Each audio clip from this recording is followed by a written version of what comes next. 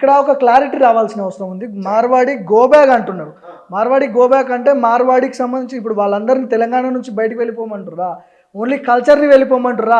వాళ్ళు ఉంటే ఖచ్చితంగా కల్చర్ మొత్తం కల్చర్ ఉంటుంది. వాళ్ళు ఉంచుకొని కల్చర్ని గోబ్యాక్ అంటే అది సాధ్యం కాని పని కదా. మేము మనుషుల్ని వెళ్ళిపోమంటలే అన్న. ఇప్పటికి కూడా మీ ఛానల్ వేదికగా మార్వాడీలకు మా పట్ల ఏమైనా కోపం ఉంటే కనుక మీ ఛానల్ వేదికగా చెప్తా ఉన్నాం. మేము మనుషుల పట్ల మాకు ఎటువంటి వ్యక్తిగతమైన కోపం లేదన్న.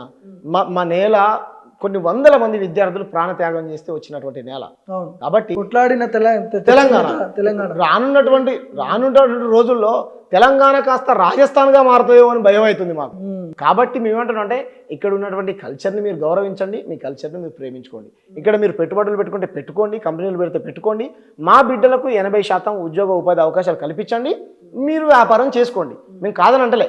అంతేగాని మీరు పోయి చూడండి వాళ్ళ కంపెనీలలో ఒక్కళ్ళు కూడా తెలుగు వాళ్ళు ఉండరు. మొత్తం వాళ్ళే ఉంటారు. 90% వాళ్ళే ఉంటారు. నేను ఒక మిత్రుడు నాకు ఫోన్ చేశాడు, కూడా ఒక గుండా ఏదో చెప్పాడు, మీరు విన్నట్టున్నారు, అది కాల్ రికార్డు. మార్వాడికి సంబంధించి మిమ్మల్ని తిట్టరు కదా. గుండా నన్ను తిట్టాడు. సరే తిట్టాలి, చాలా మంది తిడతా ఉంటారు. కానీ ఎంతమంది నీ దగ్గర పని చేస్తున్నారా చెప్పరా బాబు అంటే 10 మంది లేరు అని చెప్పి. లెక్కలు తీరా బాబు అంటే లేదని అంటారు. ఎంత దుర్మార్గం అంటే, నా ప్రాంతానికి వస్తావు, ఇక్కడే బతుకుతావు, ఇక్కడే తింటావు, ఇక్కడ ప్రజలు ఉన్నటువంటి డబ్బులతో రెవెన్యూ కూడా కట్టుకుంటావు. నా భాష మీద వాడు చూడు ఏం మాట్లాడతాడు, నువ్వు తెలుగు కాదు మాట్లాడాల్సింది, హిందీ మాట్లాడంటాడు. నువ్వు వాడేవాడన్నా నాకు చెప్పడానికి నాకు అర్థం కాదు. చూడు ఎంత దుర్మార్గం.